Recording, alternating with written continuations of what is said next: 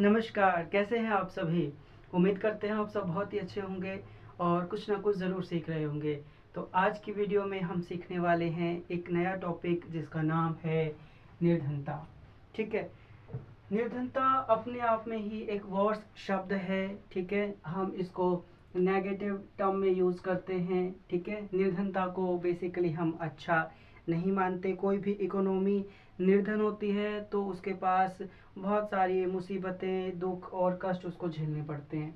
तो कुछ बेसिक सी अगर इसकी डेफिनेशन की अगर हम बात करते हैं तो जो निर्धनता है वो जीवन, स्वास्थ्य और कार्यकुशलता में, ठीक है, ये मेन इसके पॉइंट हैं कि जीवन में, स्वास्थ्य में और कार्यकुशलता में, मतलब काम करने के ढंग में न्यूनतम उपभोग आवश्यकताओं की प्राप्ति की अयोग्यता जहाँ पे हो, ठीक है, यानी कि इनएबिलिटी हो, अयोग्यता हो, ठीक है, कि आप जीवन में आपके पास जो बेसिक, जो आपको मिनिमम चीज़ मिलनी चाहिए, मिनिमलिस्टिक रिक्वायरमेंट जो कंजप्शन के लिए ज़रूरी होती हैं, वो सारी नीड्स आप प्राप्त ही नहीं कर पा रहे, एक्वायर ही नहीं कर पा रहे, उसके लिए आप अयोग्य हैं, चाहे वो स्वास्थ्य हो या फिर किसी भी प्रकार की कार्यकुशलता हो। ठीक है? अब जो हमारी न्यूनतम आवश्यकताएं हैं उसमें हम क्या मान सकते हैं? किसी भी मनुष्य की न्यूनतम आवश्यकता होती है भोजन। भी भोजन सबको चाहिए जिंदा रहने के लिए, वस्त्र, ठीक है, कपड़े चाहिए, रहने के लिए मकान भी चाहिए। बेसिक 3 नीड्स सबको चाहिए, रोटी कपड़ा और मकान। रोटी कपड़ा और मकान, ये तीनों बेसिक और नेसेसरी गुड्स हैं हमारे लिए। बाकी शिक्षा और स्वास्थ्य ये भी अब एलिमेंट्री है, अनिवार्य हैं। ठीक है? अगर तो इन पांचों को अगर हम जोड़ लें, भोजन, वस्त्र, मकान, शिक्षा और स्वास्थ्य, तो हम मान के चलेंगे कि जहाँ पे ये सारी चीज़ें पर्याप्त मात्रा में उपलब्ध हैं वहाँ पर निर्धनता नहीं है। इसके बदले जहाँ पर भी ये बेसिक सारी रिक्वायरमेंट्स, इनको हमने बेसिक माना है, प्रथम चरण में माना है, अगर ये सारी वस्तुएं, ये सारी थिंग्स नहीं है तो हम मानेंगे वैसा देश निर्धन है या उस देश के लोग निर्धन हैं। पॉवर्टी के अंदर हम इनको गिनते हैं। राइट? निर्धनता के अंदर और उत्पादन के अंदर नीचा स्तर होता है, मतलब ये निचले लेवल पर रहते हैं, एक दूसरे का पीछा करना शुरू कर देते हैं कि भाई कोई व्यक्ति, ये एक प्रकार से सर्कल बन जाता है कि भाई कोई व्यक्ति निर्धन है, अब निर्धन है तो उसके पास धन नहीं होगा, धन नहीं होगा तो वो नया काम शुरू नहीं कर सकता या कहीं पर काम नहीं कर सकता।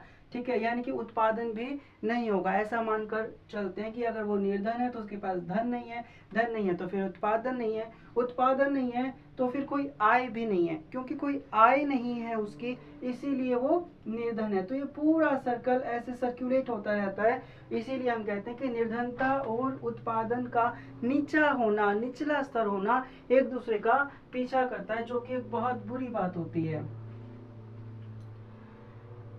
एक बात है इसके अंदर कि कोई भी देश निर्धन इसलिए बना रहता है क्योंकि वह देश निर्धन होता है। ठीक है? अब देखो, इसको हम 3 श्रेणियों में वर्गीकृत कर सकते हैं, इसको कैटेगराइज कर सकते हैं। पहला तो वो जो सदा निर्धन रहते हैं या सामान्यतः निर्धन रहते हैं। अब सदा निर्धन कौन रह सकता है? जैसे कि भिखारी, ये हमेशा ही निर्धन रहेंगे। ठीक है? या अनियमित मजदूर, ये सामान्यतः निर्धन रहते हैं। ठीक है?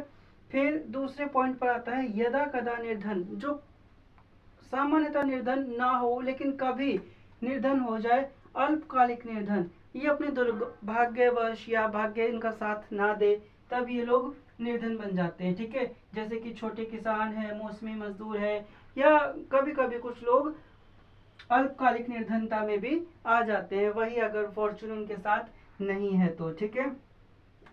तीसरा, कभी निर्धन जो नहीं होते, जो कभी निर्धन नहीं होते उनको हम कहते हैं नॉन पुअर या फिर गैर निर्धन। ऐसे व्यक्ति कभी भी निर्धन नहीं होते। ठीक है? धनाढ्य लोगों को हम इसके अंदर काउंट करते हैं। इसी को हम एक डायग्राम यहाँ हमने बना रखा है, डायग्राम की सहायता से इसको समझ सकते हैं। आइए समझें।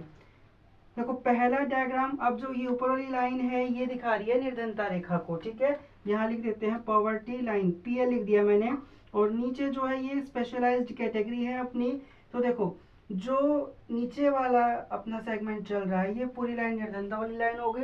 नीचे वाला सेगमेंट दिखाएगा कि ये व्यक्ति क्योंकि पॉवर्टी लाइन से भी नीचे है तो ये सदा निर्धन, ऑलवेज पुअर होगा, ठीक है, या सामान्यतः निर्धन होगा कि कभी कभी निर्धनता रेखा से ऊपर चला जाएगा लेकिन सामान्यतः उसके अंदर ही रहेगा। ऐसे लोगों को हम क्रॉनिक पुअर बोलते हैं। इसके बाद है चक्रीय निर्धन और अनियमित निर्धन। अब ये चक्र के हिसाब से, ठीक है, कभी निर्धनता के निचले स्तर पर तो कभी निर्धनता के स्तर पर तो कभी निर्धनता के ऊपर स्तर पर चलते हैं। अनियमित निर्धन मोस्टली ऊपर भी रहते हैं और निचले स्तर पर भी हमें देखने को मिलते हैं, जबकि कभी भी नॉन निर्धन रहने वाले जो लोग होते हैं इनको नॉन पुअर बोलते हैं और ये लोग हमेशा पॉवर्टी लाइन के ऊपर होते हैं, ठीक है, कभी भी पॉवर्टी लाइन को ये टच नहीं करते हैं। तो ये सारी चीज़ें हमको देखनी है। इस पूरे सेगमेंट के अंदर हमने पॉवर्टी समझा है, पॉवर्टी के अंदर हमने इसकी डेफिनेशन समझ ली और साथ ही साथ हमने एक ग्राफ के माध्यम से, ठीक है, हमने ये 5 ग्राफ बनाए हैं जिसमें हमने क्रॉनिक पुअर्टी और ट्रांजिट पुअर्टी और साथ ही ट्रांजिट पुअर्टी होती है आपकी अल्पकालीन गरीबी या फिर निर्धनता, और नॉन पुअर्टी, ठीक है, गैर निर्धनता इसको आप बोल सकते हो हिंदी में। तो ये सारा हमने समझा है।